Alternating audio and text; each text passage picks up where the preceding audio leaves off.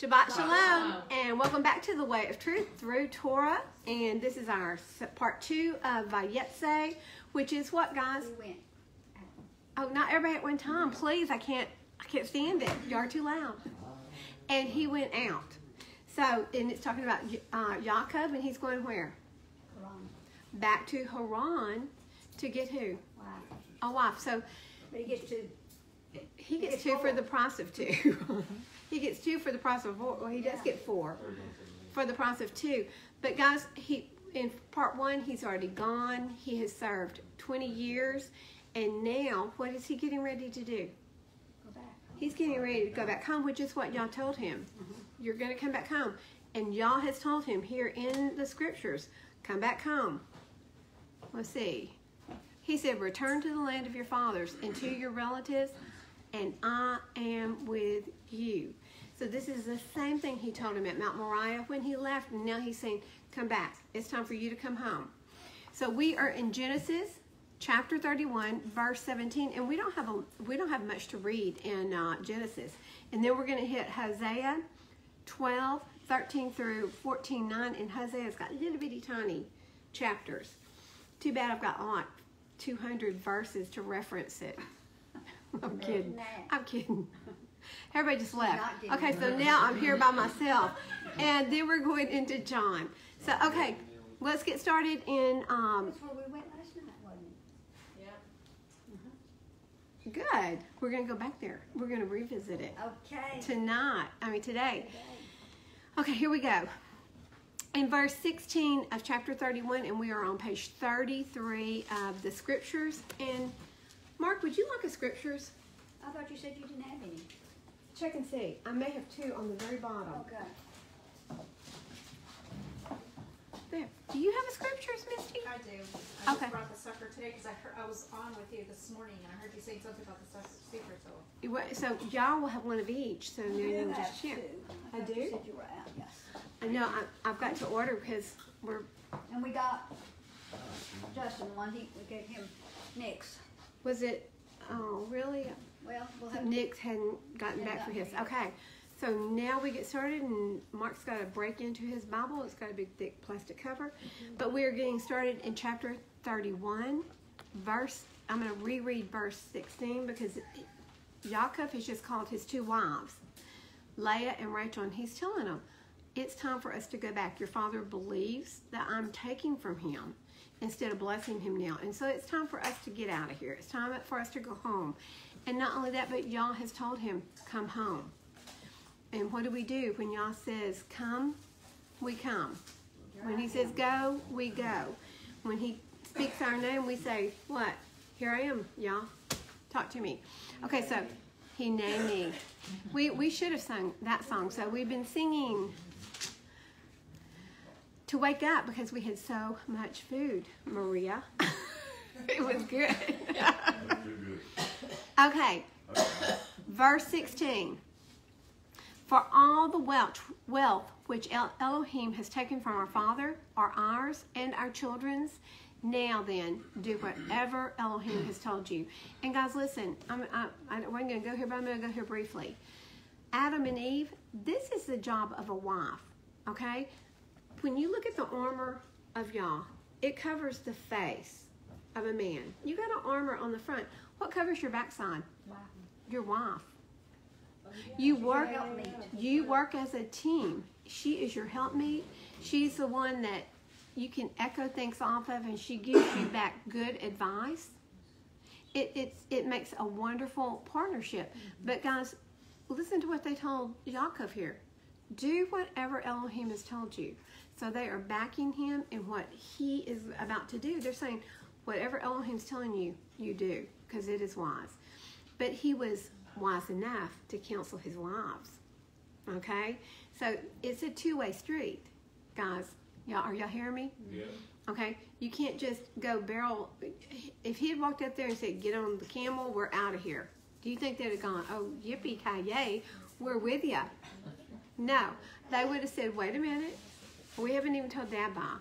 Okay, but he conversed with them first. He talked it over and counseled with them, and they are on board. Okay, so 17. So Yaakov rose, and he put his sons and his wives on camels, and he drove off all his livestock and all his possessions which he had acquired, his property of the livestock which he had acquired in Padam Aram, to go to his father Yishak in the land of Canaan. Don't you know he's ready to see his dad? Been 20 years since he saw his mom and dad, and he was only there briefly the last time because he had just come in from Eber's house, from being ousted for 14 years in hiding from Esau. So he was only there a short time because Esau was like, yep, you're gonna die. Okay, in verse 19, and when Laban had gone to shear his sheep, Rachel stole the house idols that were with her fathers. And Yaakov deceived Laban, the Aramean, because he did not inform him that he was about to flee. And we were talking before we got started today, and we're like, they sound like, somebody said Bonnie and Clyde. Bonnie's out there stealing and Clyde's conniving. But guys, let's look at really what's taking place here. I want you to understand what Rachel's mindset was when she took these idols, and I want you to understand what the idols were, because her intent was all good, and truly Yaakov's intent was good. How many times had Laban already changed the contract agreement? 10 times. And he's already told him, I really want to go home and see my dad. I mean, I really want to go home. My dad's getting older. And what did he do? He talked him into 6 more years. Why? Because he was being blessed because Yaakov was there. Okay, so he knew he's not going to let him go. And he's already looking at him like, you've taken my possessions. So let's look at Yasher, chapter 31, and we're going to look at 40 through 45. Okay.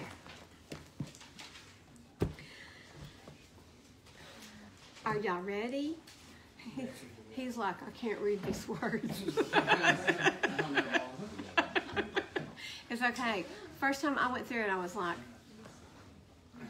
this is not cool. Even the words, even the names that were spelled out, I was like, what?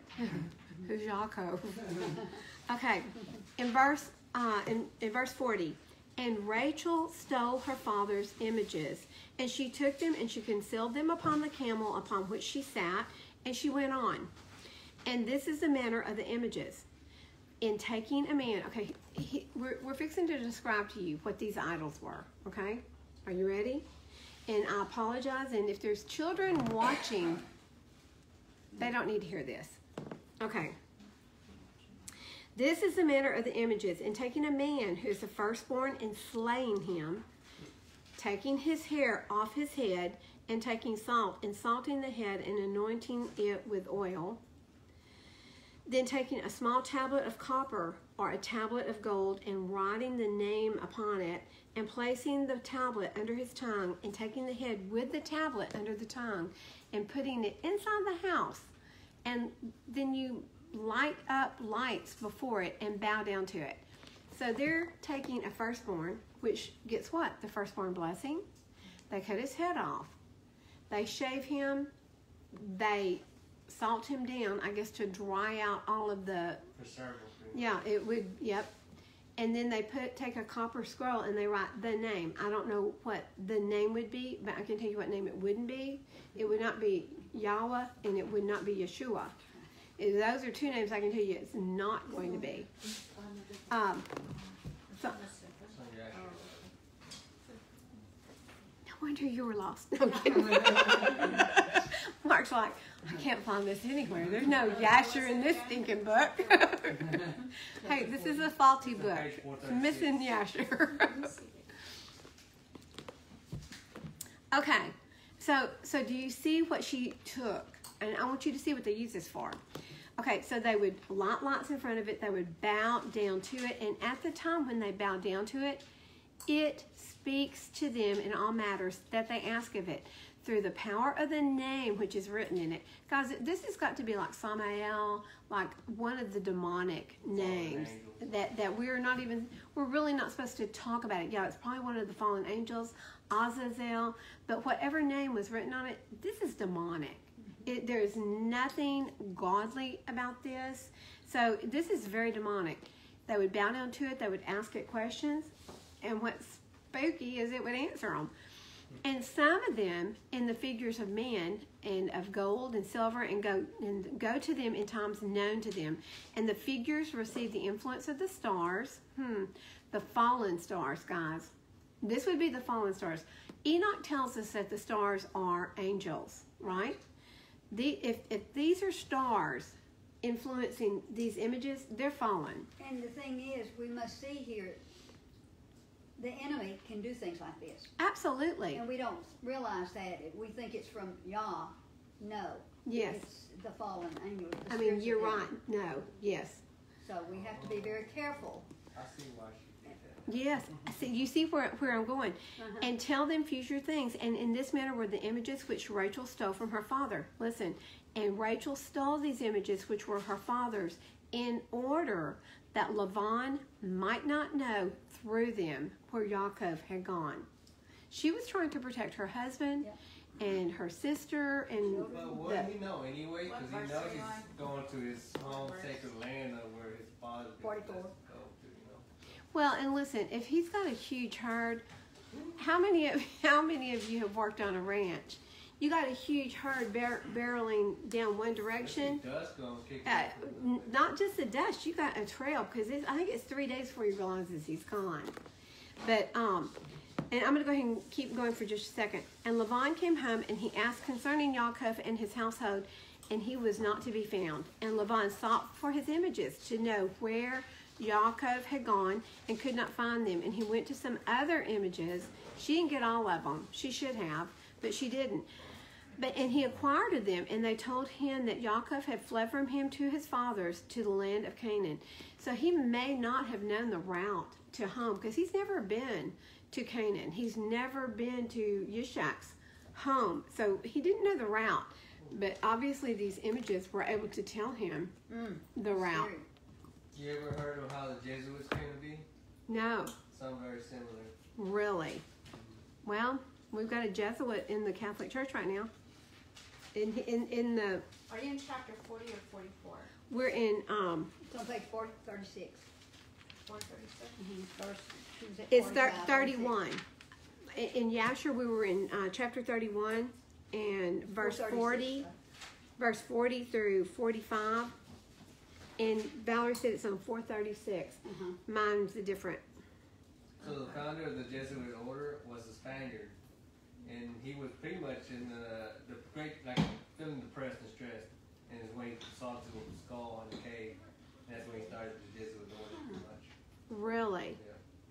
Well, and pretty much the Jesuit order is like the secret service of the Vatican, but they got dismantled later on, and now they're reestablished. they're in control now, aren't they? In the current priest, is it called priest? Pope. The vicar is it Pope? Isn't he a Jesuit? That's what they say. That most of them are, I imagine. What's Jesuit? But the- I mean, what is a Jesuit? It's It's like I mean, I've heard of them, but they're from South America, aren't they? no, they're from the Vatican. The Vatican? They're Okay. From Europe mostly, but they're very smart people. Some of them even know 9 languages. so are they Actually, there was priests? a lot of Jesuit Yes, missionaries. they're a Jesuit There was a priest. lot of Jesuit missionaries that came over with the Spanish when they settled the New. Okay, that's why I was thinking South America. I've seen some of the movies on missionaries that have been most down of the in South missionaries that America. were founded in San Antonio, all Yes. these places, they were run by Jesuit priests. Okay, does that help? Oh, well, I'm sorry. Yes, it did help. Okay, so We're getting ready to go to the sleep. Jesuits used it. Laban used it.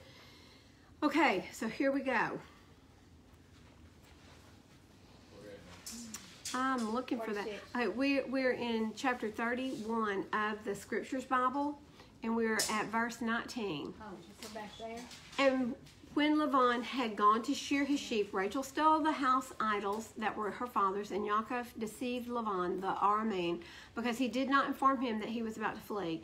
And he fled with all that he had, and he rose up and he passed over the river and headed towards the mountains of Galaad.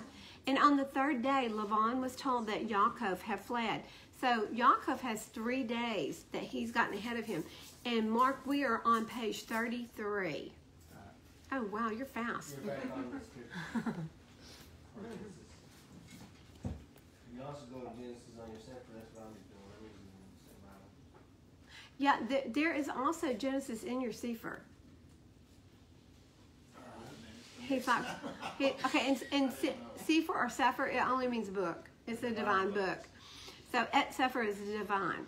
Okay, 23. And then he took his brothers with him and pursued him for 7 days' journey, and he overtook him in the mountains of Gilead.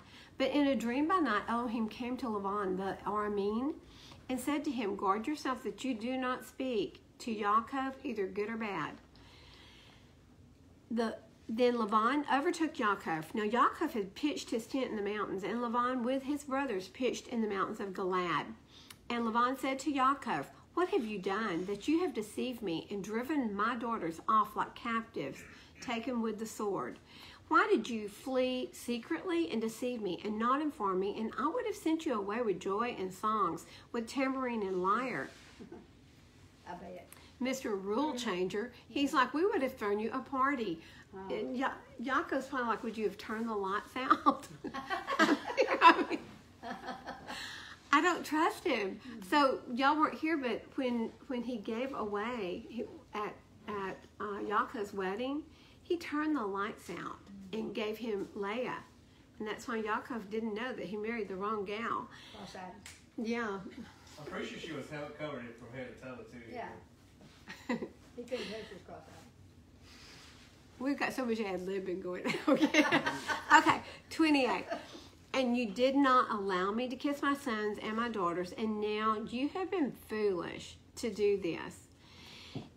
It is in the power of my hand to do evil to you, but the Elohim of your father spoke to me last night, saying, guard yourself that you do not speak to Yaakov either good or evil. He says, you're the Elohim of your fathers. Which means what? It wasn't his. It wasn't his Elohim. So he listens to every spirit that comes to him, I mean, apparently. Right? Yes. Heeds up wind. Yeah. Yeah. For sure. Okay. 30. And now you have gone because you greatly long for your father's house. But why did you steal my mighty ones? Mighty ones that he had to cut the head off of, shave the head, put tablets in. I wonder how right. old these firstborn were when they were killed. Oh my. I don't know. That just is, can you, first of all, we had a dead armadillo outside our door for... As man or men, so they were not considered, they were... Good point. Age of accountability, I think. So they were at least over 20. But can you imagine having dead body part in your house? It's not going to Especially smell. the skull or head. Oh, how much salt you put on it, it's still going to stink. Especially the brain still in there. We just Oh, ate. Lord. We just ate. So you may get a bigger show today than what you're expecting. I am turning the camera. Okay. And Yaakov answered and said to Laban, because I was afraid, for I said, lest you tear your daughters away from me. With whomever, I want you to listen to these words, guys. With whomever you find, your mighty ones, do not let him live. In the presence of our brothers, see for yourself what is with me, and take it with you. For Yaakov did not know that Rachel had stolen them. And Laban went into Yaakov's tent, and into Leah's tent, and into the tents of the two female servants, but he did not find them. And he came out of Leah's tent and entered Rachel's tent. Now Rachel had taken the house idols and put them in the camel's saddle and sat on them. And Laban searched all about the tent but did not find them. And she said to her father, let it not displease my master that I am unable to rise before you, for the way of women is with me. And he searched but did not find the house idols. And Yaakov was wroth, and he contended with Laban. And Yaakov answered and said to Laban, what is my transgression? What is my sin that you have hotly pursued me? Now that you have searched all my goods, what have you found of all your household goods? Set it here before my brothers and your brothers, and let them decide between you and us. Guys, I'm going to go back real quick to what Yaakov spoke to Laban concerning who stole these idols. Now, first of all, he didn't know that the woman that he loved more than the other three had stolen these, right? Let's go to Proverbs 18:21. That is exactly right. Guys, we have got to be so very careful about what we speak.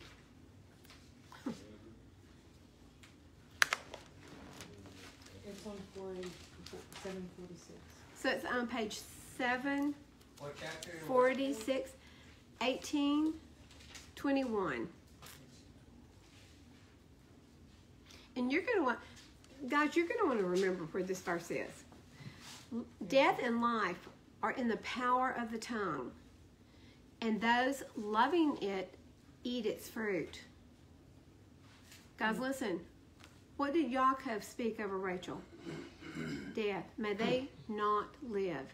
If anyone here has taken your idols, may they not live. He spoke a death curse over her. What happened? She died. Not very much later, when she was given, because she's pregnant right now with Benjamin. What happens later when she's given birth? She dies in childbirth. That's it. He spoke death over his wife. His With- favorite one. The one that he loved more than everyone. The one that he worked 14 years to get. I mean, and that's what he did. We really don't understand the power of what we speak. I mean, I'm really trying to work on that because, aren't I sound?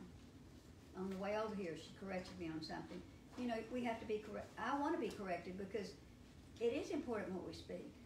Gosh, The enemy takes that and runs with it. you speak circumstances into your life. We speak life and death over our children. We, with our own mouth, speak life and death over our own kids. Okay? So we have got to be cautious. We've got to be careful. We've got to be vigilant. And we have got to become unoffendable. Amen. And that's the key, is to get to the place where we are not offended at anything that goes on about us. And we don't want... He was angry here. He was wroth with Laban because he has questioned... Really, he's questioned Yaakov's integrity. That's right. He's accused him of stealing his household idols, which Yaakov would never do that. He's like, why would I want your idols, right? I've got Yahweh. He created me. People like me created your idols. Why would I want your idols? They're worthless to me. But Rachel knew the power of those idols, and she did take them to try to keep them from telling. Well, that's kind of unsettling. She knew the power of those idols. She grew up in Laban's Well, I know house. it, but they didn't have any power. To a certain extent, they did. If they were able to talk, they had some power. And if they knew where these idols were able to tell Laban where to go to find Yaakov. So they had some kind of power, not from Yah. Not from Yah. And that's because like spirits can attach themselves to Yes. things. Yes. So, but I mean, I guess because she grew up with that under her father's It was a roof, way it of was life for her. ingrained in Yeah, her. I guess Yes. so. Yeah, I didn't think about that. We forget that where we grow up, and we shouldn't forget, because how long has it taken us to get Egypt out of us? Taking us. I'm still getting it. We've been ingrained with, well, we're still in Egypt. How long has it taken you to get the Baptist religion, any religion, Church of Christ, Methodist, Catholic, Any man-made doctrine out of it. any man-made doctrine? And guys, listen, everyone in this room, practically everyone in this room came from some type of church organization, Man-made. man-made. And I do not profess to be religious. I'm not. I have a relationship with Abba. I'm a follower of the way. I saw someone post something last night or this morning, and he said, I'm not a Jew. I'm a follower of the Torah. I'm an obedient servant of Yah. I am a follower of the way. I'm Nazarene. I'm Hebrew. I'm Israel. And it went on and on. And that's what we are. We're not religious. We should speak that. We should speak that. So he was speaking that over himself too. That is Like, so there's much true. I am. That is... That's Misty, I like that. That is so true. We need to speak that of ourselves. I mean, that's what we need to speak, life. We need to speak life over everything that's in our lives, guys. Our children, right then. Maybe. No, I won't talk about it. Okay, You said no. let's keep going. Yeah.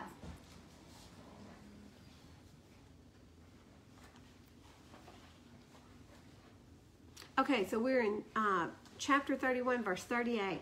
These 20 years I have been with you. Your ewes and your female goats have not miscarried their young, and I have not eaten the rams of your sheep. That which was torn by beast I did not bring to you. I myself bore the loss of it. You required it from my hand, whether stolen by day or stolen by night. He's like, it doesn't matter how it went missing. I was required to make good for it. No matter. I mean, if it was the biggest lion on the mountain and he took the ram and tore it to pieces, I had to make good for it out of my own pocket. And this is what he's telling him. So he's saying, thus I was by day, the heat consumed me, and by the frost by night, my sleep fled from my eyes. These 20 years I have been in your house. I served you 14 years for your 2 daughters and 6 years for your flock, and you have changed my wages 10 times. Speaks a lot about Lavan. Unless the Elohim of my father, the Elohim of Abraham, and the fear of Yasher had been with me, you would now have sent me away empty-handed, which is why he left without telling Papa-in-law goodbye. He said, Elohim has seen my affliction and the labor of my hands and rendered judgment last night. And Lavan answered and said to Yaakov, these daughters are my daughters, and these children are my children, and this flock is my flock. Mine, mine, mine. Greedy. And all that you see is mine. Well, but what shall I do today? To these my daughters, or to their children whom they have borne? Now, come. He said, let us make a covenant, you and I, and it shall be a witness between you and me. And I want you to listen to what I'm about to read you, because This is a new covenant. this is another covenant. I'm just wondering how he trusts this man by now. I'm not sure what Misty, with you again. when you hear what he shouldn't. I mean, he should should. got all this in writing, like he got deeds and all Yishak that, did. you know. Yaakov has in writing. Yaakov has in writing the birthright being transferred over to him. You know, the cave of Machpelah, the field, everything that was transferred to him as a right of first birthright. He has it in writing, and he has it tucked away in his treasures.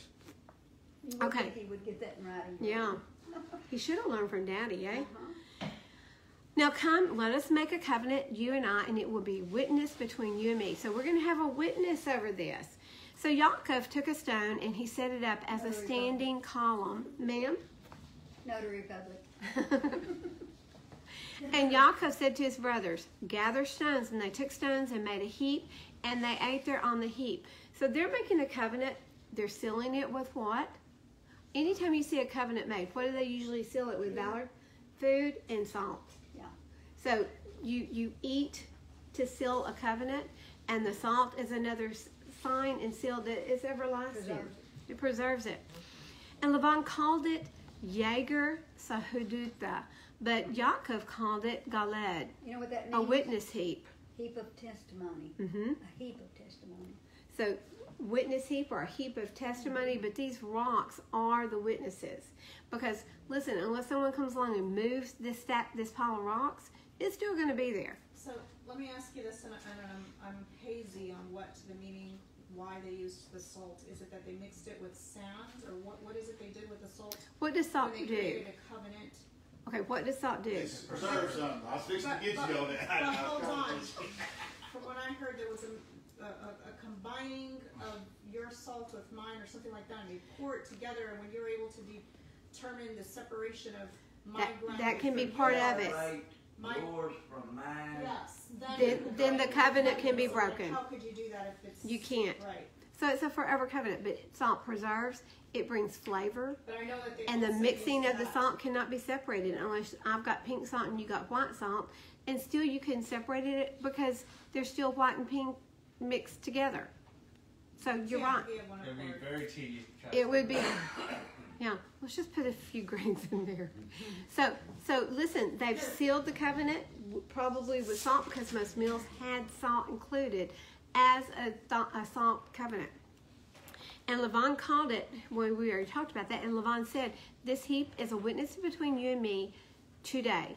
That is why it was called Galad, because it's a testimony, a heap of testimony.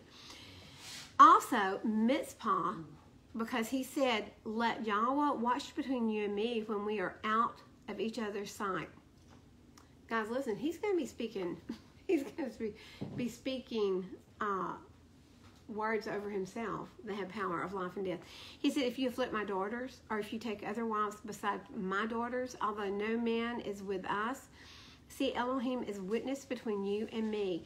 And Lavan said to Yaakov, see this heap and see this standing column which I have placed between you and me. First of all, he didn't place these there.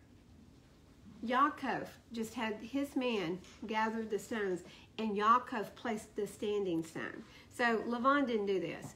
So Lavan is kind of copycatting Yaakov. He said, this heap is a witness, and this standing column is a witness that I do not pass beyond this heap to you, and you do not pass beyond this heap and this standing column to me for evil.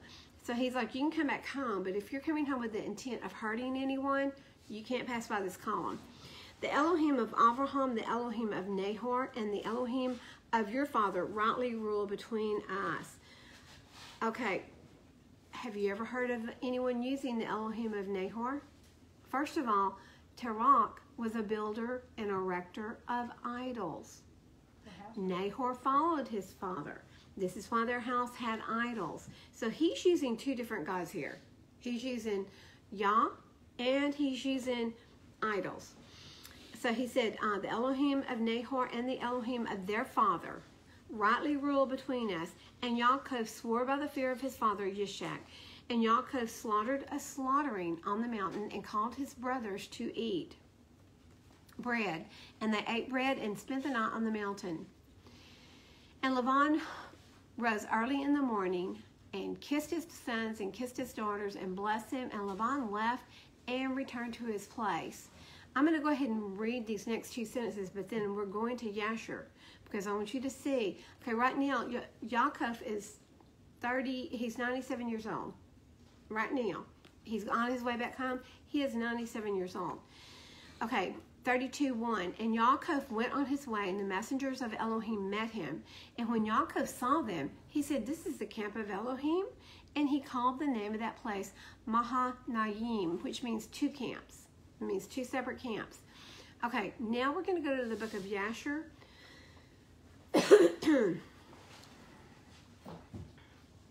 And we're going to chapter 36. And Valerie, would you give them a page number? Yes, 440 something. 36? She's fired. Say 36? Or what chapter? That's 449. It's chapter. Okay, Jerome, that was my job. Thank you. We could still have a fight here. I'm just saying. No plan to Shabbat. No, he's trying to be helpful. That's right. You got there first. 449? I got there first. Oh, you did? Well, why you don't want to pay. Oh, What verse? listen, girls and guys, I messed up. It's 31. I was 53. at 31. I was too. 434. 31 too, Valerie. Oh my goodness, now I've got the whole room mad at me. Okay, are y'all ready? What verse? It is verse 53. And it is on the page where you were before I had you 436. run that. Okay, ready? And Yaakov and Lavan offered the sacrifice upon the mount, and they ate there by the heap, and they tarried in the mount all night. And Lavan rose up early in the morning, and he wept with his daughters, and he kissed them, and he returned unto his place. I think he wept and he kissed them because he didn't think he'd ever see them again. And he hastened and sent off his son Beor. He hastened and sent off his son Beor, who was 17 years old, with Avi Horoth, the son of Uz, the son of Nahor, and with them were 10 men. And they hastened and went and passed on the road before Yaakov. And they came by another road to the land of Seir. And they came unto Esau. Do y'all see what Laban is about to do? Like to break that covenant. Or He- that promise. Oh, I like saying promise more than covenant. but he didn't pass over. No, but he's going to get Esau to do something terrible. He's fixing to get Esau stirred up. But he didn't pass over. He didn't cross over to do evil. His son did. He didn't swear that his offspring... Well, his son is a representative of him. Obviously, Yeah. he didn't think he is. Okay.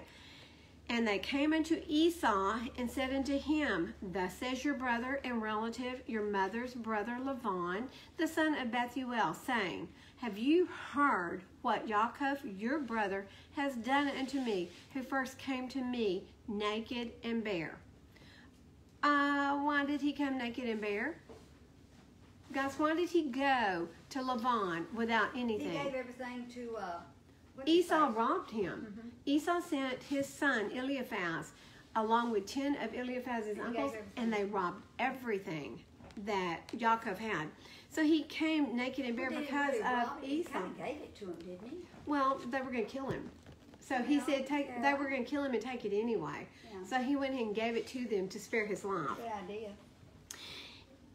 Naked and barren, I went to meet him and brought him to my house with honor, and I made him great, and I gave him my 2 daughters for women, and also 2 of my maids, and Elohim blessed him on my account, and he increased abundantly and had sons and daughters and maidservants. He also had an immense stock of flock and herds, camels and asses, also silver and gold in abundance.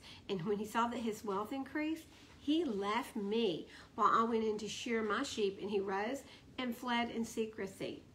Okay, skip on over to 63. If it be your wish to go to him, go then, and there you will find him, and you can do unto him as your soul desires. And Laban's messengers came and told Esau all of these things. And Esau heard all of the words of Laban's messengers, and his anger was greatly kindled. What do you think this did? It reminded him of every single reason that he hated Yaakov to begin with.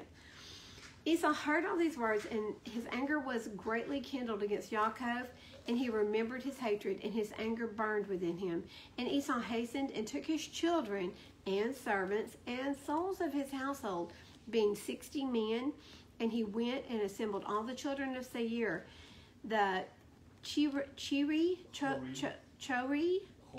Hori. Oh my goodness, I've got language experts helping me. Okay, the Hori. Seth, you lay over there and sleep. No, and their people being 340 men. So it's almost like he had some extra men there. Hori. What does that mean, Jerome? I don't know. It doesn't say it. Okay. Probably Okay. say it on the phone app. Does it tell you up there? On your server. So he's got 360 men. He's got 360 souls. He took all this number of 400 men with drawn swords, and he went to Yaakov to smite him. So he's going to kill him. Is his papa gone? I don't think Yasher is dead yet, is he? I don't think so. Can you get one? And he went unto Yaakov to smite him, and Esau divided his number into 7 parts, and he took the 60 men of his children and servants and the souls of his household as one head, and gave them in care of Eliphaz, his eldest son. And the remaining heads he gave to the care of the 6 sons of Seir, the Hori. Did I get it right? And he placed every man over his generations and children. And the whole of this camp went as it was. And Esau went amongst them toward Yaakov, and he conducted them with speed. And Laban's messengers. Okay, so I want you to listen to this. As soon as they went to Esau, Laban's messengers then left Esau, and guess where they went? To Rivka. They went to Rivka.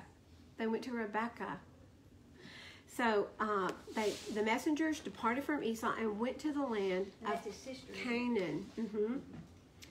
And they came to the house of Rivka, the mother of Yaakov and Esau. And they told her, saying, Behold, Your son Esau has gone against his brother Yaakov with 400 men, for he heard that he was coming, and he has gone to make war with him, and to smite him, and to take all that he has. And Rivkah hastened and sent 72 men from the servants of Yishak to meet Yaakov on the road. For she said, perchance Esau may make war in the road when he meets him. And these messengers went on the road to meet Yaakov, and they met him in the road of the brook on the opposite side of the brook, Yobak. And Yaakov said when he saw them, the camp is destined to me from Elohim. And Yaakov called the name of that place Mahanaim. So these are messengers from Yishak's home. They're servants of theirs. And Yaakov knew all his father's people, and he kissed them, and he embraced them, and came with them. And Yaakov asked them concerning his father and mother, and they said, they are well.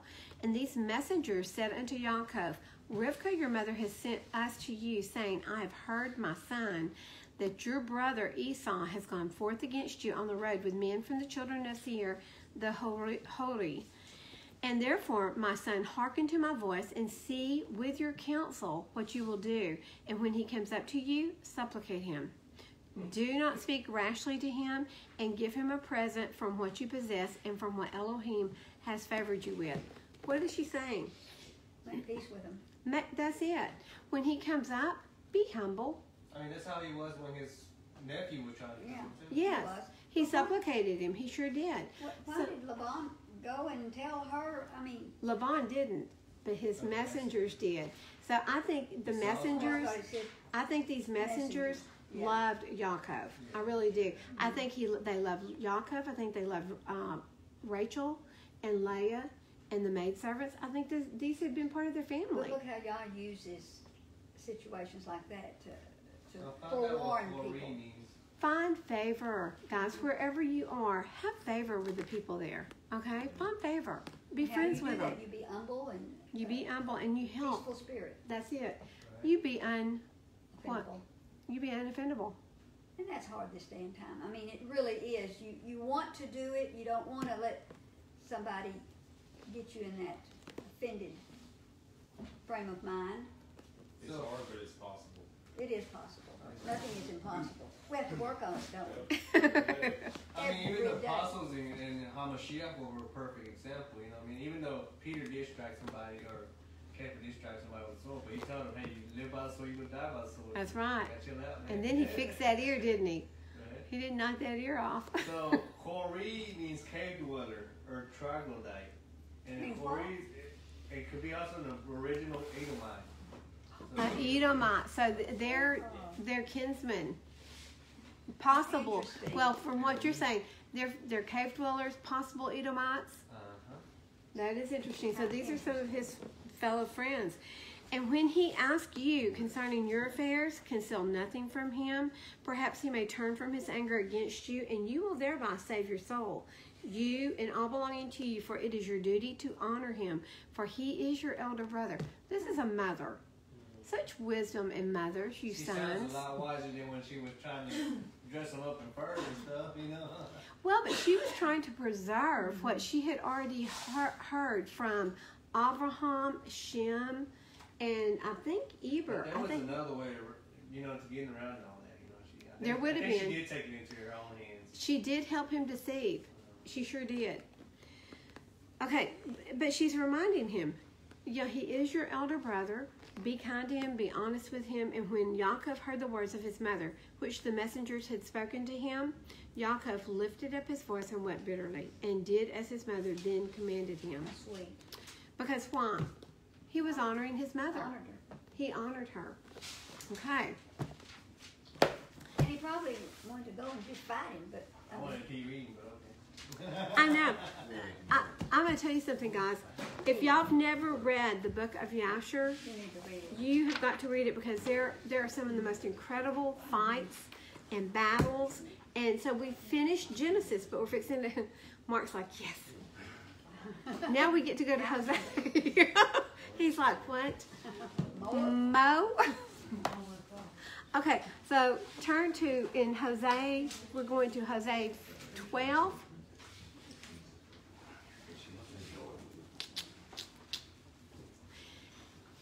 Hosea 12. 2:14. 660.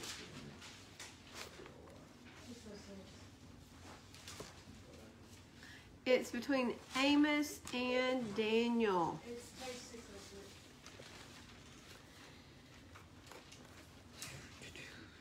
And your scepter will be Husha. What is it called? Husha, Husha? like Yahusha, which is Yeshua, but it'd be Husha, which means salvation. I had enough trouble with the scriptures. I can't even imagine going in the Sefer with all the name changes there. I've tried.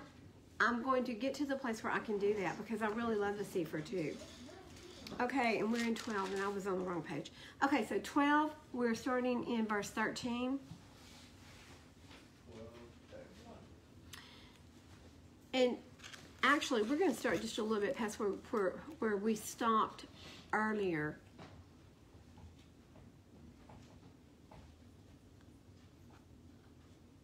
Okay, we're going to start in 8 of 12. And Ephraim says, wait, who's Ephraim? Israel. Israel. Who are we probably? Most of the Ephraimites live where? Northern nation. And a lot of them are in the U.S. Oh, Lots of the U.S. is Ephraim. Okay, and Ephraim says, indeed, I have become rich. I have found wealth for myself. In all my labors they shall find in me no crookedness that is sin. But I am Yahweh, your Elohim, since the land of Mitzrayim. And again, I shall make you dwell in tents as in the days of the appointed time. What's he talking about here? When was the appointed time when you dwell in tents? Wow. Y'all are so good. The Feast of Sukkot. And we just finished that. And that is the second time. That's what that's for. It's the Feast of Sukkot. And that's going to be like it is in the kingdom. I mean, it's just going to be party time. I mean, just joy. Huh? What? We haven't done that yet. But we just Next passed year. Sukkot. We just went through Sukkot. It's Remember a when week. we went to the park? That was Sukkot. Okay. Okay. It's a fun time. It is a fun time. And it's going to be for eternity. And you're ordered to be joyful and to rejoice. Yes. I mean, isn't it sad that we have to be ordered or commanded? Yeah. Bonnie, be happy. Come on, smile. No tears, just joy.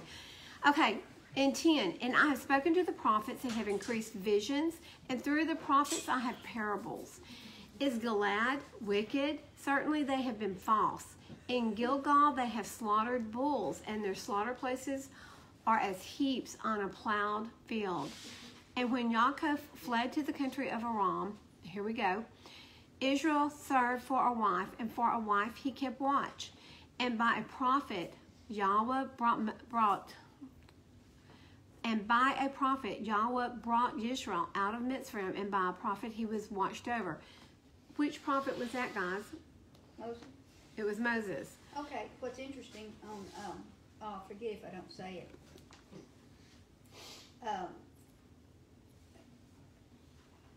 In 12 it says, and Jacob fled into the field of Syria, and Israel served for a while. Okay, they're the same people. They are. You have Jacob in the physical, Yep. Israel in the spiritual. They're the same. That's the same person, but Yah changed his name to Israel after he had an encounter with him spiritually. So look at that. With what you're saying, Yaakov, which is a physical, fled. But Israel served. Exactly. That's a powerful statement. That is very powerful. That's what we should be doing, Serving. That's right. not fleeing. And Ephraim has provoked most bitterly. So his master left his blood guilt on him and repaid him for his reproach. When Ephraim spoke, there was trembling, and he was lifted up in Israel. But through Baal, he became guilty, and he died. What does that mean? He died. Through idol worship. Because he was what? He was worshiping idols. And now they sin more and more and make for themselves molded images from their silver, idols according to their skill, all of them, the work of craftsmen. They say of them, let the men who slaughter kiss the calves. Go kiss those idols. If you're a slaughterer, go kiss that. Guys, listen, what is it saying? Idols according to their skill. This is what they made. The craftsmen were making idols. Therefore, they shall be like a morning cloud and like dew that goes away early, like chaff blown off from a threshing floor and like smoke from a window. But I am Yahweh your Elohim since the land of Mitzrayim, and an Elohim besides me you shall not know, for there is no Savior besides me. Who is this speaking? This is Yeshua. Who's our Savior? Yeshua. Here's Yeshua in the Old Testament. And it's saying in 3 that Yahshua. Yahusha. in 3 he's saying these idols just, they're not stable, they're not permanent, they just flee away like the smoke and the stuff, you know. They're not solid. Don't count on them. Right. Don't pray to them. They're here this morning and gone by noon. Right. But he's saying, I am Yahweh. I have been your God, your Elohim, since Mitzrayim. And an Elohim besides me you shall not know, for there is no Savior besides me. This is Yeshua. I want y'all to remember that. This is Yeshua. It's the Old Testament. That's right. It's the Tanakh. It's the front of the book. So who is there from the beginning after Adam and Eve sinned? Yeshua. It's the word of Yah. It's Yeshua. From Mount Sinai all the way through. From the time they're escorted out of the garden, it is Yeshua the whole way. Because Yah cannot be around sin. Okay. In verse 5, I knew you in the wilderness, in the land of drought. When they were fed, they were satisfied. They were satisfied, and their heart was exalted. Therefore, they forgot me. Guys, what does the Shema say? You're going to come into the land. You're going to move into a house that you didn't build. You're going to have vineyards that you didn't plant. You're going to have olive trees and fig trees that you didn't plant. You're going to eat and be satisfied. And what does it say? Be on guard lest you forget Yahweh, who brought you out of the land of Mitzrayim. And this is what he's saying here. Therefore, they forgot me. So he warned us. Did we forget him? Yes. They don't even know. Most people don't even know him today. They don't even know his name. So it makes it easy to forget him when you don't even know his name. And it shows that if you're physically filled up with food, you're satisfied, and your spiritual should be the same way. Valerie, that's with any physical thing. If you're physically comfortable, you've got a big house and you've got all the toys and the stuff and the clothes and the jewelry, the things that you want filling that big house, and you're happy, are you going to seek after him? No. Most people are not. A few will, but most times you're A not. few will, but most will not. It's Look hard to what happened to Solomon. say I don't think it was just the 700 wives and the 300 concubines that turned his eye away from Yah. I think it was his horses and his gold and his silver. What did he show Queen Sheba when she came? all that stuff. He was like, come look at all my stuff. He didn't say, my father is mighty, my mighty Yah. Listen to what he's done. You're happy when you have all this stuff. The joy comes when you're spiritually filled. Are you really happy? Are you? I mean, it's a happiness that Because the most world people, can give you, but it's not. But you have the joy when you're. but they're spiritually never filled. satisfied. No, there's not Someone, enough. someone who's seeking after all that physical stuff, There's never enough. they are never, ever satisfied because they don't have quite enough land. They don't have quite enough horses. They need a few more chariots, need some more barns. There's never enough, guys. There is never enough financial, physical stuff to make you happy. Because you don't have the joy. That's it. Have you studied any more about on verse 2 when it says, let the men who slaughter kiss the calves? I'm thinking it's like the golden calves. Have you found something different? No, that just sticks out to me. I've been just thinking about it. It is very odd, isn't it? Because it makes me think about if they turn the calves into some kind of idol, the men who have to slaughter them have to be the ones to like kind of know what they're putting out there to the world kind of thing. I don't know if that makes sense. I'm trying to piece What it came together. to mind on me was like when you were raising your cattle or whatever, your and when you would take sacrifices to the temple, or whatever, you'll get the best one. Yes. stuff, and the one that you love the most. And you had to, I heard when you had to slice and slow, you had to pretty much put your forehead on it or kiss it or something. And I imagine it goes back to all that imagery when I did You had to put your hand on it as it was being slaughtered because you're transferring your transgressions or your unknown sins to it. So it was a transfer of everything over to it. Kiss it too, I don't know, but here he's saying kiss the calves. But he's talking about idols. So I mean, some people started getting the wrong idea about I think you're right idolizing the about kissing sacrifice. golden. I think there's something. to kissing that. the golden calves. Yeah. So there was There's something. golden calf in Egypt, wasn't there? Yes, because that's why they made the golden calf out And that- in and the like desert. that, yeah. Uh-huh. There's something to that. Kiss the calves, but it's more than one calf, and it's not really saying kiss the Well, and it golden. Yeah, Well, it doesn't kiss say something. specifically golden or Yeah. silver But it's calf. also talking about the men with the silver and their skills. So it's the craftsmen who are making the idols are the ones putting the idols out there for people to worship. So they're basically the ones slaughtering the idols. So they have to kiss the idols to. It's almost starting to come together. What I'm trying to get across. Yeah. Okay, so the priests that are doing the slaughtering are also issuing idols. Maybe not issuing, but Maybe it's like a representation of what would be when you're transferring your, quote, you know, your sin to the The calf false for the idol. sacrifice, and so they're making an idol as a representation of that. And instead of, just kind of like remembering what it's supposed to symbolize. They're But kissing in it. doing so, they're putting too much focus and emphasis on the symbolism of the actual item itself versus what it's originally supposed to be. Yeah, they're idolizing the sacrifice more than Yes. they are what it really means. thank you. Obedience is better Read than my sacrifice, he said. It wouldn't go together.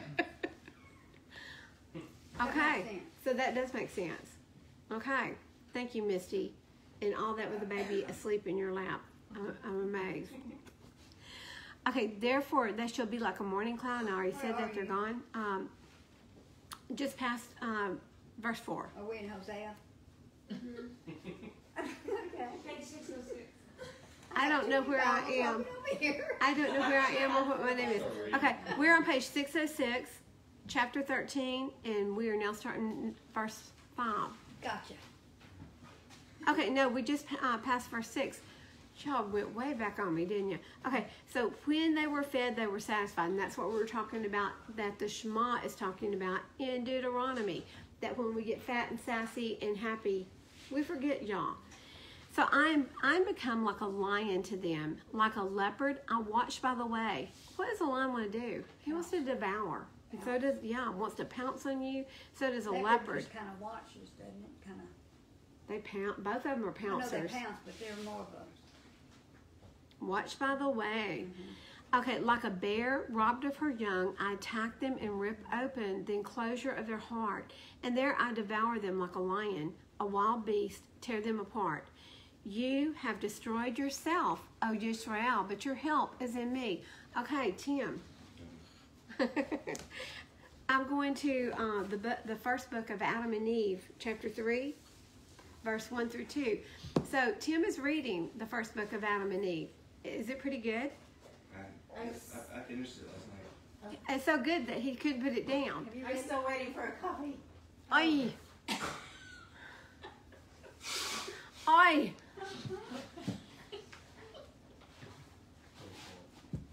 If you give it back, I'll let you borrow mine. I'm gonna put your name down. I don't have any of those. So I bought a bunch, and then remember I gave them all away. Yeah. I was like, I got have one. you ever I'll read this give you book? mine. You really have to read this You book. can find it online for free if you want. I mean, to like actually read on your phone or tablet or computer. And unless you just like having a book. I do love having a book. So There's something different about Me it. too. it's the same, yeah, I know. I have to write in mine. I'm visual. I have to scribble. I have to.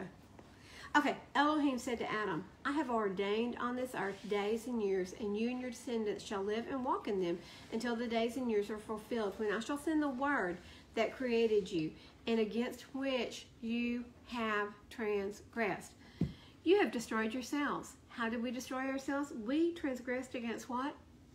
The word. The word that made you come out of the garden and that raised you when you were fallen. Yea, the word that will again save you when the 5.5 days are fulfilled. What is a day equal to? 1,000 years. 1,000 years. 5.5 days equals 5,500 years. So 5,500 years before what? He comes back and saves us. Okay? So guys, listen. We are destroying ourselves. But it is because we're being what? Disobedient to everything that he's told us to do. Don't get fat and sassy and forget who gave you all this stuff. I wasn't talking to you, Tim. Tim's looking at me like me. No, it's like when you say fat and sassy. Okay. But we do. I mean, it's so easy to be so complacent. You know, well, things are going good now. I guess I can just sit back and kind of rest. Well, it's a generational thing too, I think, and the further we get away from the It garden, is a generational thing. you know, the ones that have to sit there and really fight for something, and then, you know, 2 or 3 generations down didn't have to. Mm-hmm. They're just, you know, they don't even really understand. It's the different. concept of Snowflakes. being- Snowflakes. Well, we have too many microwave situations in the younger people's lives. We didn't The have them. brains are cooked. No, I'm kidding. Okay, so guys, No, listen. I'm talking about that. I know. I just carried it out different directions. Okay. This reminds me, and what Misty's saying, and what Valerie is saying, it reminds me of 9/11. Oh, yes. 9/11, everyone, they got their books out, they dusted them off because they hadn't picked them up in 10 years, maybe longer. They opened them, they started reading. I don't believe they were studying, but they started reading for the first time in years. They started praying for the first time in years. And What's to, going on with this pandemic also? Flowers were flying off I haven't bookshelves. seen it as much in this pandemic. yeah, I Flowers have, were flying off bookshelves. It was like this Were year has they? been really big on flowers. Really? well, if it happens during the I think the pandemic is probably going to last longer because I think there's an needs to be agenda a- behind it. But 9/11, 2 weeks later, put them back on the I shelf. think it wasn't an awakening. It was, okay, I'll do this. They got shook. Uh-huh. That they were shook out of their comfort area, and like that could happen in Texas. That could happen in Oklahoma. It did happen in Oklahoma, didn't What's it? happening right It could now? happen. Pandemic. And yeah, The Pandemic. pandemic is waking up a lot of people all over the world. It's even worse in other countries. They're more strict. Like in India, they're hitting people on the road with sticks.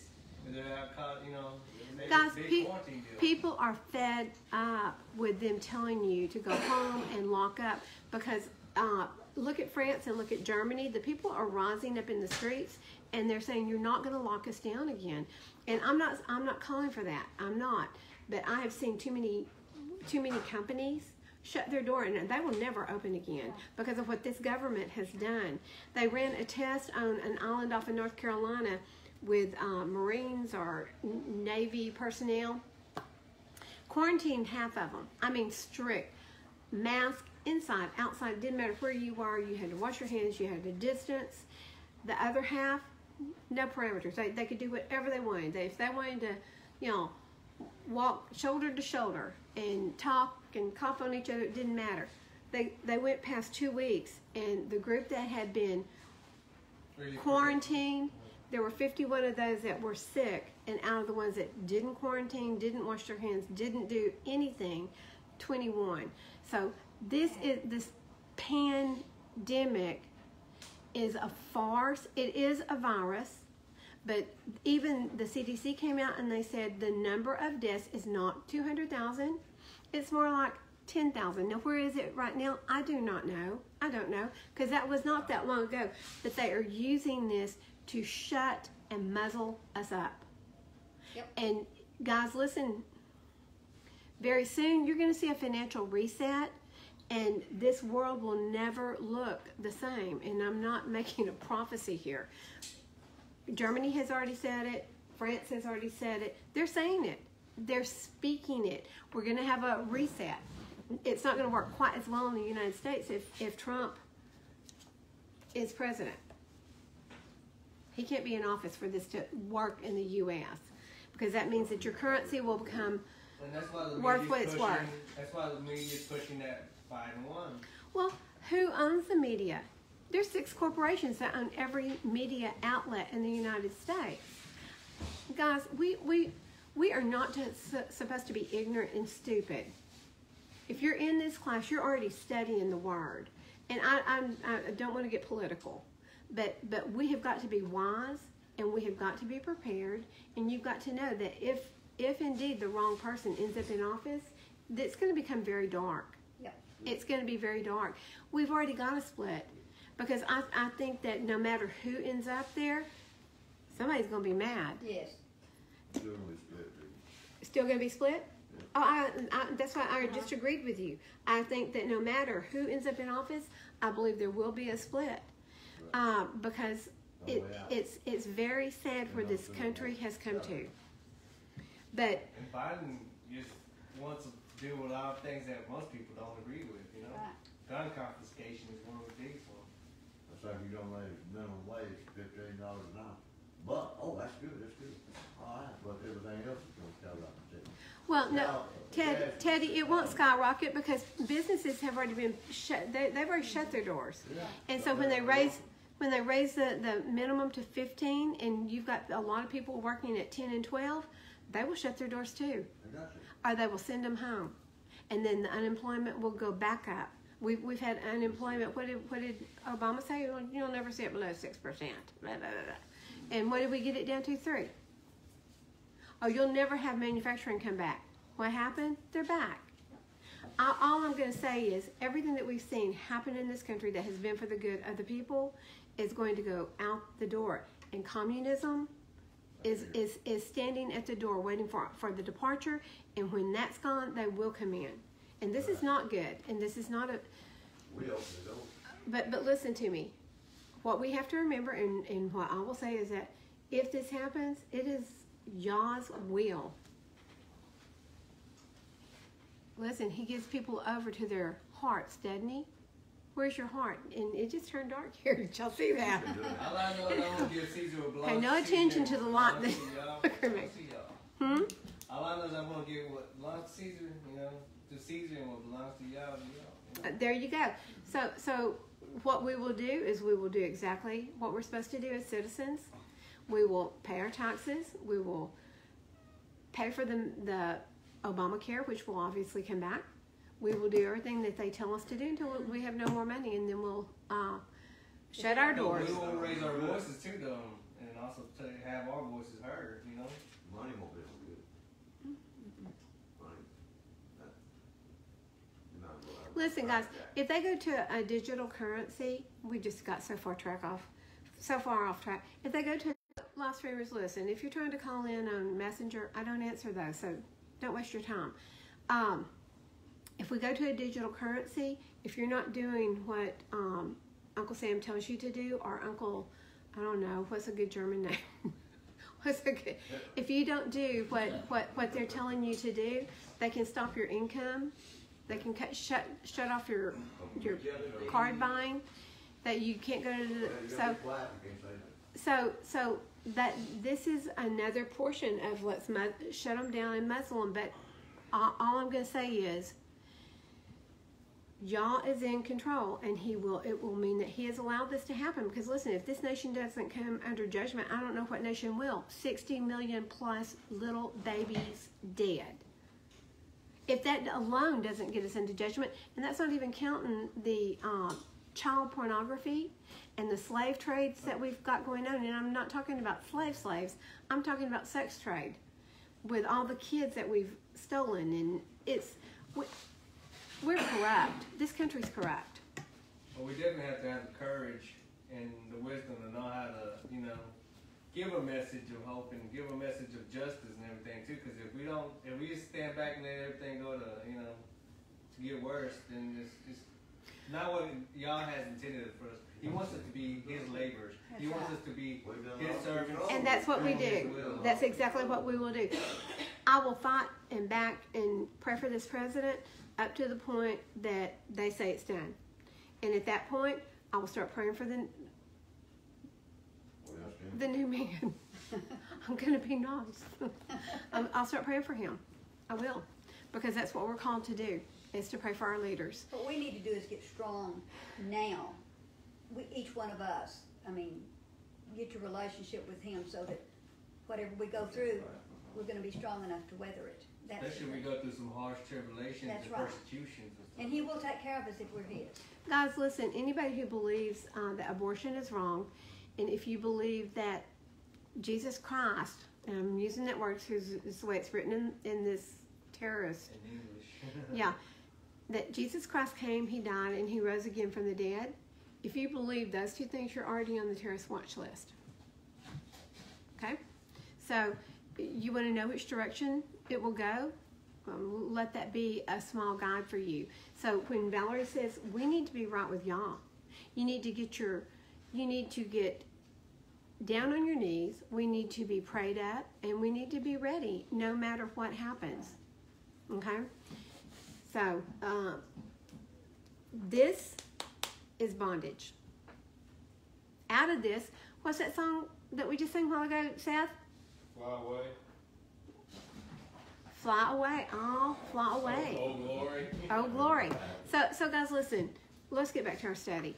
And I'm so sorry. I don't know how do we... Valerie, did you get us off on that? I'll take the blame. So where are we? Still in Hosea? We're about to finish up Hosea. Okay, here we are. In chapter 13:10, where is your sovereign now to save you in all your cities? And what an appropriate verse to read after we've been talking about our sovereigns. Where is your sovereign now to save you in all your cities and your rulers of whom you said, give me a sovereign and rulers? Guys, listen, no sovereign, no ruler, no president is ever going to save you. That's right. You've got to trust Yah. He is, what did he say a while ago? I am your only Savior. There's no Savior besides me. That's it. He is it. I gave you a sovereign in my displeasure, but I took him away in my wrath. And who was that? Saul. He gave him, and then what did Saul do? Which time? Well, he did two bad things. He tried to kill King David. Okay, well, the things that got him in real bad trouble was he did not kill Abimelech. What did y'all say? Put everyone under the ban. Mm-hmm. Kill them all. Kill the animals, kill the kids, kill them all. Take no one. When a area is put under the ban, everything's killed. Okay, and he saved Abimelech and Abimelech's wife, and therefore came the enemy that ended up coming. Well, let's see. What is his name? With Esther. Naaman. Haman came from that. Yeah. Okay. You go back to the beginning of Saul. Yah was their sovereign. And then the Israelites said, no, we want a human. We want somebody we can touch, we can talk to, we can see. He said, okay, gotcha. I'll give you one.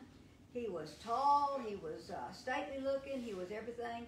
And so he said, here he is. You can have him. And it didn't work out because he wants him to be our king, our sovereign. Because man's going to fail you. Exactly. Always. And man so will that's always the thing fail about you. all of this. We get so hung up on who is our president, You're right. Is this. We need to be reminded that he is everything to us. And stand on that. You know, we're going to have them come and go. But the important thing now, today, is individually, everybody, to make your stand with him, the relationship, and be strong in him, and not waver, not go to the right or the left, because it's serious times. It truly is, and it's that same way. Don't look to King Saul to say this is your light nation. Look to him, because he's the only one. Man will fail you every time, as Jerome said, and will. It's like Psalm 118:8 says, "It is better to take refuge in Yahuwah than to trust in man." Exactly. Yeah. What psalm was that? Psalm 118:8. It's a good verse. It is a good verse. I write that down. I have it on a cover page on Facebook. I guess I'm looking at your cover page. Okay, guys, are we ready to move on? So therefore, he gave a sovereign in his displeasure, and that was Shaul, and he did the thing with Abimelech. He sacrificed as a high priest, which he wasn't supposed to do. He sought to kill David, which even King David didn't get angry about that. He said he's the king, and we need to honor that till Yah moves him on down the road. Wow, did y'all hear that? And that's the way we're going to have to be, no matter who is in office. He's in control. He is in control. We have to. And we're going to have to remind each other. Y'all are going to have to remind me of that. Y'all are going to have to call me every day. Y'all's in control, okay? Settle down. Hang in there. They won't have to call each other, 'cause I wouldn't be happy either. That's right. That's right. The crookedness of Ephraim is bound up. His sin is hidden. Pains of a woman in labor shall come upon him. He is not a wise son. For if it is not the time that he should delay at the breaking forth of children.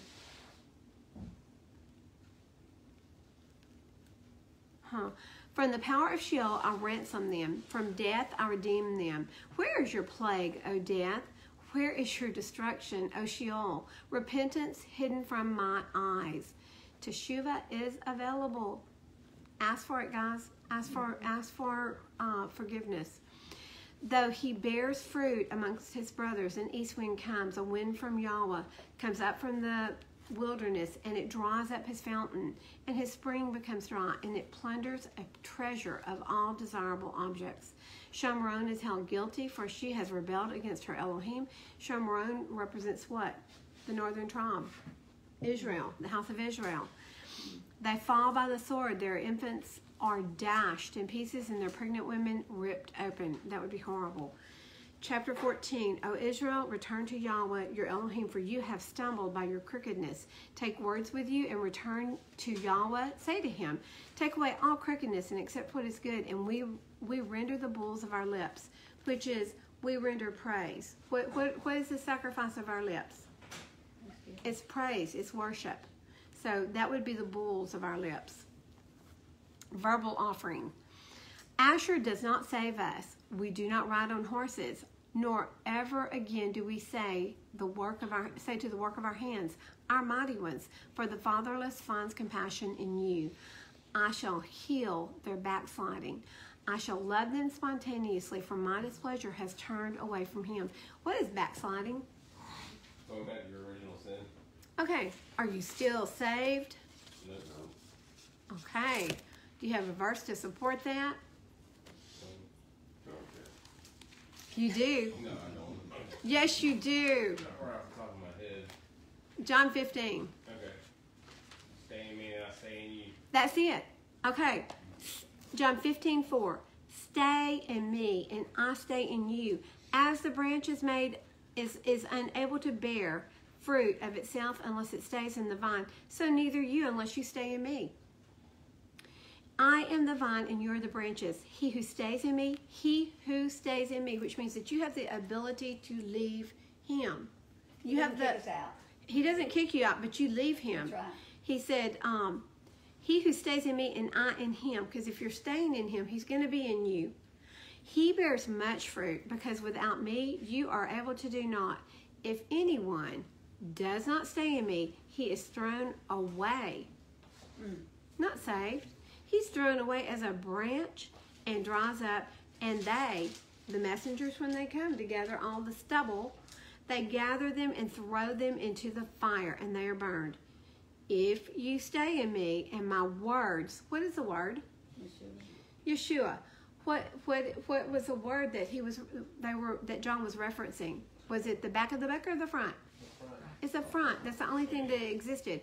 150 years after John was written, this is the only thing that existed, was the Tanakh. So if you stay in me and my word stays in you, you shall ask for whatever you wish and it shall be done for you. Because if you are staying in him, your will be his will. That's right. Period. Okay, backsliding. Done. Backsliders don't get in the kingdom unless they repent, unless they teshuvah, unless they turn back to him. Can they be grafted back in? Yes.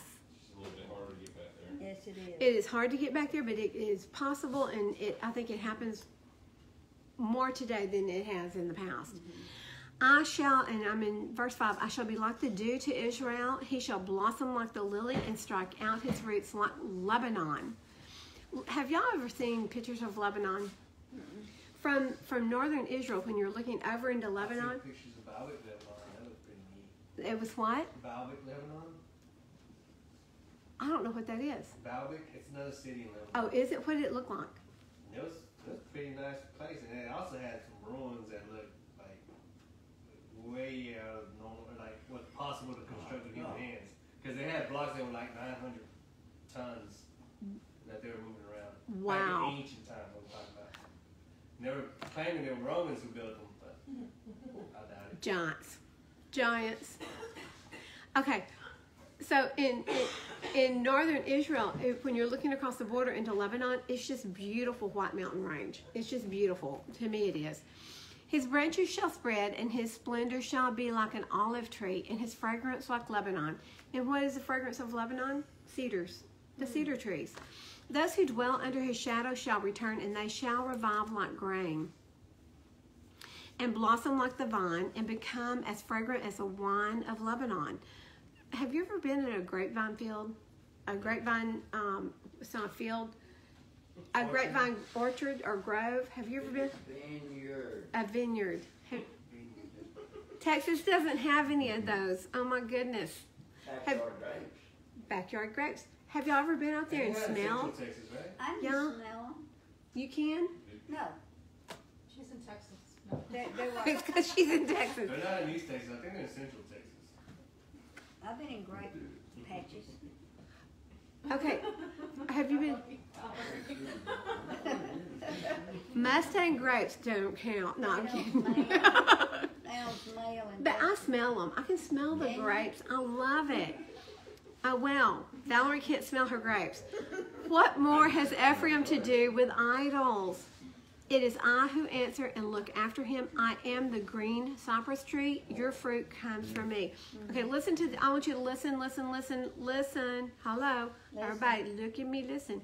Who is wise and understands these words? Who? Discerning and knows them. For the ways of Yahweh are straight, and the righteous walk in them. But the transgressors stumble in them. Flip over to Deuteronomy 6:23.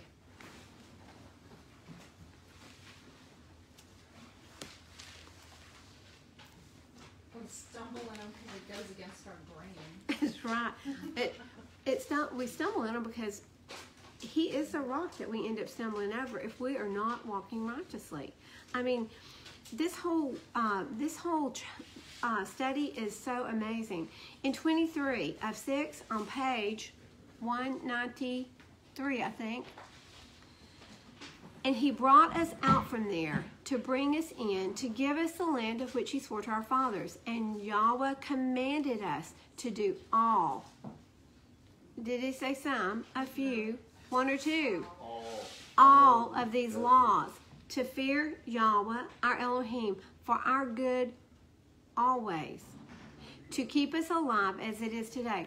Okay, so it's for our good to do these always, to keep us alive. So, Dennis, it protects us. His Torah protects us.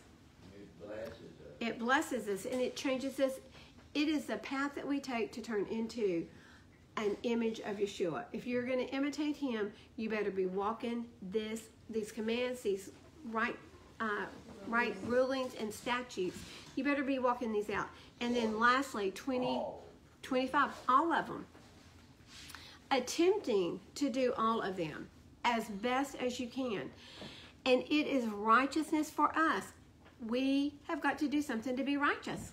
It is righteousness for us when we guard to do all this command before Yahweh our Elohim as he has commanded us. That is the definition of righteousness. Now go to Matthew 7:23. The Indians are starting to get restless. Yeah. And I don't blame them. What was that again? Matthew 7:23. And I'm going to start at 21. Not everyone. Not everyone who says to me, Master, Master, shall enter into the reign of the heavens. Do you want into the kingdom? Yes, ma'am. Are you calling him Master, Master? I'm sorry, Back. where did you say? 7, 23, 21. Oh, okay. 17. So not everyone who says to me, Master, Master, shall enter into the reign of the heavens, but he who is what?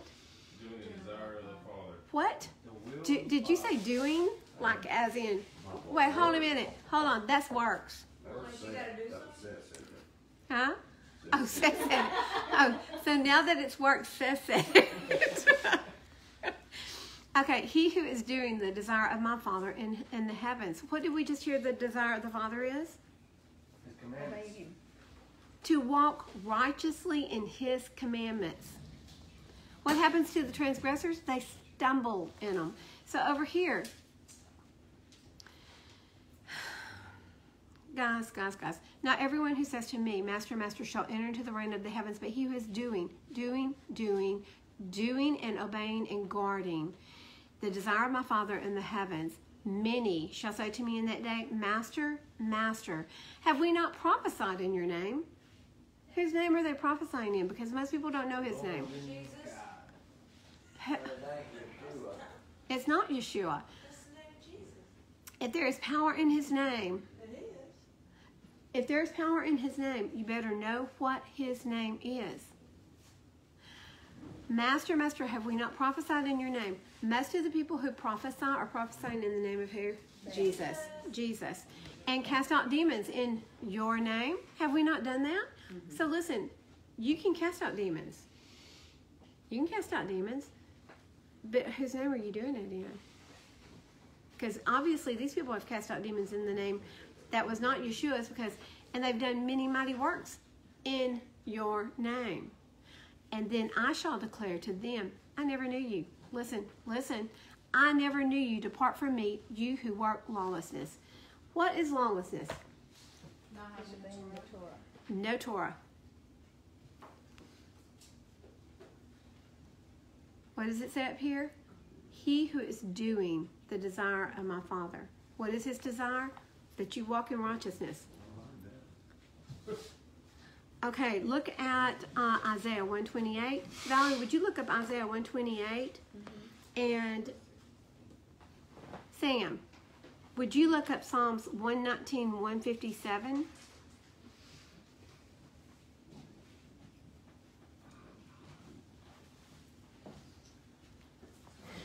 Okay, Valerie. Isaiah 1, verse 28. And the destruction of transgressors and of sinners is together, and those who forsake Yahweh shall be consumed.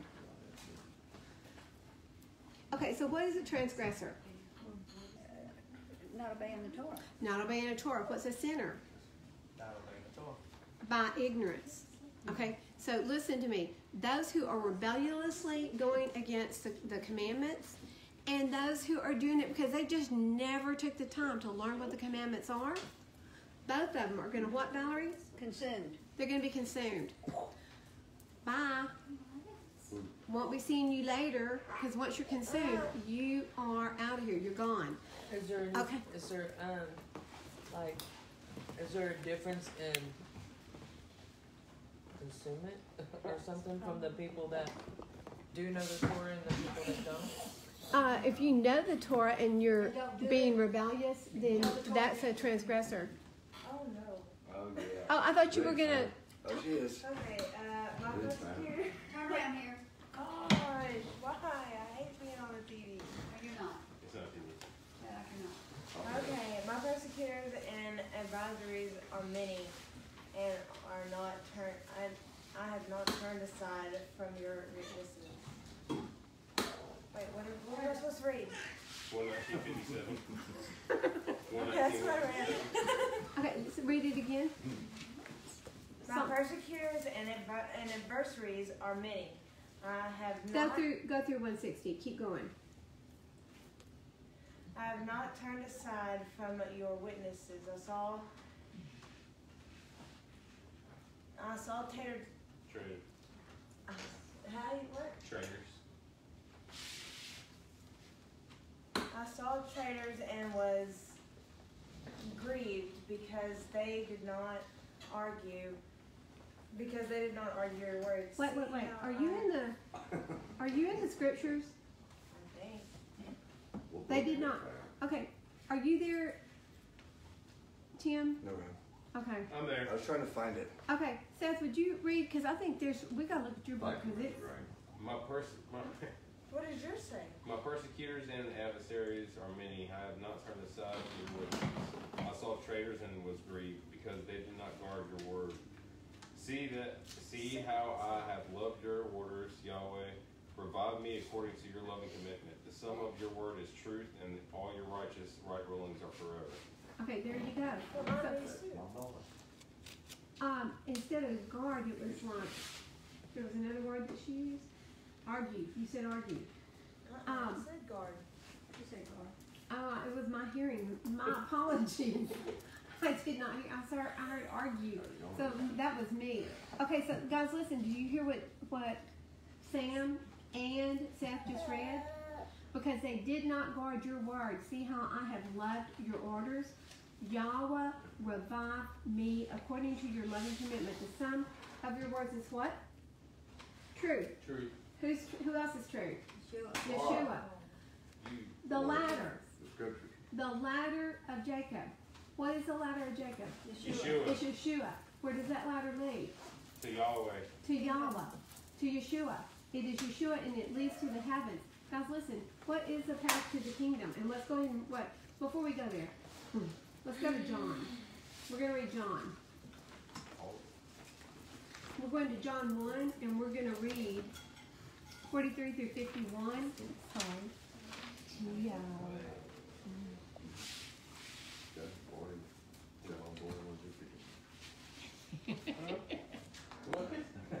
What? Okay, we're almost through. Oh my gosh. These advertisers, there is some filth that comes on there. Did you see that? What? There is some filth from some of these advertisers. Okay, we're in 143 through 51. Y'all ready? And we're almost finished. On the following day, Yeshua wished to go to Galilee, and he found Philip, and he said to him, "Follow me." And Philip was from, am I in the right? Okay. Yes. Philip was from Bethsaida, the city of Andre and Kepha, which was Peter. And Philip found Nathanael and said to him, "We have found him whom Moshe wrote of in the Torah and the prophets, Yeshua of Nazareth, the son of Joseph." I like what Nathanael says here. And Nathanael said to him, "Is it possible for any good matter to come out of Nazareth?" And Philip said to him, "Come and see." And Yeshua saw Nathanael coming toward him and said of him, "See, truly an Israeli in whom there is no deceit." I mean, he doesn't try to deceive you. He says what's on his mind. Nathanael said to him, "From where do you know me?" And Yeshua answered and said to him, "Before Philip called you and when you were under the fig tree, I saw you." Nathanael, I answered and said to him, "Rabbi, you are the son of Elohim. You are the sovereign of Israel." And Yeshua answered and said to him, "Because I said to you, I saw you under the fig tree. Do you believe? Greater than that will you see." And he said to him, "Truly, truly, I say to you, from now on, you shall see the heaven opened and the messengers of Elohim ascending and descending upon the son of Adam," which is what? Yahshua. And then we can close up by the verse that we've already read, but John 14:6. Sam, you want to read that one? I'll be quiet. John 14:6. John 14:6. I don't like doing that. Okay. Okay, I won't. Okay, Jerome. I like for people to see y'all. Y'all are so cute. Thank you. You said John 14:6. Just that one verse. Yes. Yahushua said unto him, "I am the way, the truth, and the life, and no man comes unto the Father but by me." Guys, what is the path to the kingdom? Yeshua. What is the only path to the kingdom? Yeshua. Yeshua. Can we get there without him? No. Okay, what is the Torah about? If he's the path to the kingdom, why do we have to be obedient? He is a Torah. The Father told us to If you love him, if you believe him, you're going to what? do it. Keep his commandments. You're going to follow him. You're going to do, you're going to keep his commandments. So we do It's it out that of simple. love. We do it out of love. We're obedient because we love him. First comes what? Belief. Faith. Belief. Second comes what? Obedience. If you believe him, if you believe he is who he said he is, you believe, you have faith, and then you do. Guys, you want to get into the kingdom, this is what has to happen. Okay, what did the disciples do when they met Yeshua? He Oh. said, follow me. They didn't They say, dropped everything. they dropped everything and they followed him. And that's the way, Immediately. and that's what we should, they had the faith to know that he was the Son of Yahweh. And then they put it into action by following him. Those two things. So guys, we have got to be just exactly like that. We can't be any different. Listen, after reading everything we read today, do you think that you can get in there on his righteousness? Is there a righteousness train that we get to hop on because we decided that we believe there's a Yeshua? Listen, even the devil, even Hasatan, believes in Yeshua. Yes. He knows who he is. Do you think he's going to be saved? He will not. And he knows this. He knows this. He does know this. Yeah. A lot of Christian people will say, well, that's because our righteousness is compared to filthy rags, which it is. Our righteousness, our righteousness is going to be filthy rags. But if we lean on the righteousness written in Scripture, now that right there would definitely transform us and get us to where we need to be. That's it. That will That's it. transform us. So guys, do we have any comments? Any questions? You always have good questions. I do. Yes. Yeah, he did. That is a question. I do. Question. That's a statement or a question? On John chapter 1, verse 51. In John? Yes, ma'am. Yeah. Towards the end when it says that he said to him, truly, truly, I say to you, from now on you shall see the heavens open and the messenger of Elohim ascending and descending upon the son of Adam. Mm-hmm. Because it doesn't ever say who wrote the first book of Adam and Eve. Yes, it does. It does? Yes. Seth wrote it. Not me. Seth did a great job, didn't Thank he? you. He did a great Oh, job. really? Okay, I didn't see that. Another key to the day. Okay, so I need to order some of these books. I got one at the house that you want to borrow. This, your sheet. Okay, Make so it happen. this is my own book, and I won't let you have it because I refer to it all the time. But I need to get some of these books, the Bereshit, because it has got some really amazing writings in here. But the first book of Adam and Eve is truly one of my favorites because you see, well, you've already seen what I'm talking about. You see the first blood sacrifice. You see when they stop fasting and they begin to eat, it pushes them away from the heavenlies. They become animalistic. You see the fear. Guys, listen, when Adam and Eve were escorted out of the garden, it sounds like they were just booted out and they went on about life. It was not that simple. They had never, ever been in flesh. They were spiritual. Now they're in flesh. And they're barefoot, and they're naked, and they're out in the world, and they've never seen darkness, and they've never seen the sun come up. Because in the kingdom, in the garden, it was always light. Suddenly they've got darkness. They cried when they saw darkness. The sun came up. They cried when they saw the sun. They died when they saw the sun. They died. I was going to spoil it. Oh, my bad. Spoiler. So who did you say wrote it?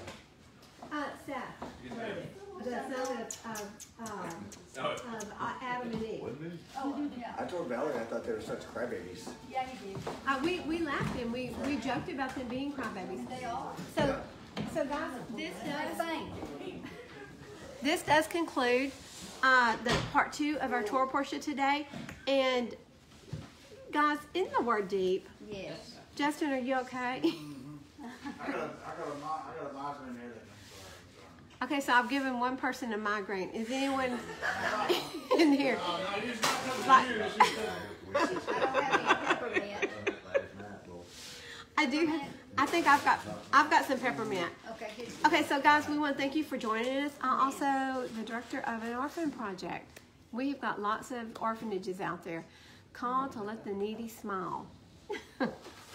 Okay, so we're going to be in touch with y'all. I've got my people here, so I'll be talking to them. Jerome, you want to pray us out? Or Valerie? Jerome, he's ready.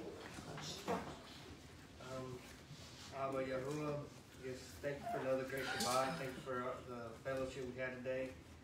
I ask that you bless this week coming up. Bless everybody here. Bless the loved ones. May you keep them. May you guard them, and may you always just have them walk in righteousness in your Torah, Lord. This life is, it twists and turns, and we just got to keep that straight back towards you, Father. So just be with us and guard us and show us the light, Father. Show us the path Yahushua HaMashiach led before us, and let us walk straightly and uprightly in that path. In the name of Yahushua HaMashiach, Amen. Amen and amen. And guys, pretty soon, in fact, I'm hoping that after the Thanksgiving holiday, we're going to start a Bible study in the middle of the week.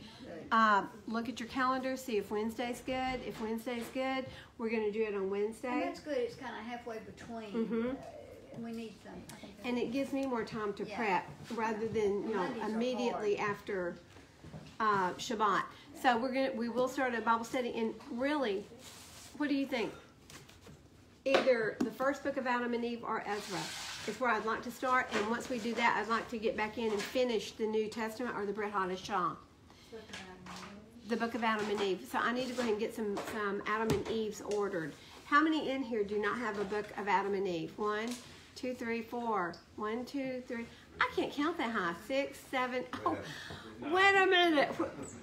Are y'all holding up 2 hands each? 7. 1, 2, 3, 4, 5, 6, 7. I think I get 7. Do you get 7? 8. Who's 8? I have yours. What am I? Okay. Whose do you have? I have them. Are you ordering just the single or the? I think I'm going to order just a single. I have Dennis's. We don't need it. Mary read hers and sent it out to me. Dennis. So for you live streamers, we will be doing that hopefully after, and that is our plan, is to start it after Thanksgiving. After Thanksgiving, and guys, just continue to pray for our country. Yes. Pray that everything settles down, and pray that truth will invade. The light. What is truth? It's our Savior. It is Torah. It is Torah. It is our Savior. So pray that truth will invade the nation. And guys, we've enjoyed the 2 new guys here. Y'all been fun. I'm sorry sometimes I pick till I give you a migraine. So you didn't do it. That's just the head I got, it stays with the migraine. When I look at it, I look at it, then you don't have trouble. You have to huh? I do. I'm going to grab it. So be blessed. Shabbat Shalom. It's still daylight outside. Guys, everybody. Shabbat Shalom. From the way of truth through Torah. And so be blessed. And we look forward to seeing you next Shabbat. Have a great Thanksgiving holiday. Safe. Safe. Everybody be safe. Be cautious. Shalom.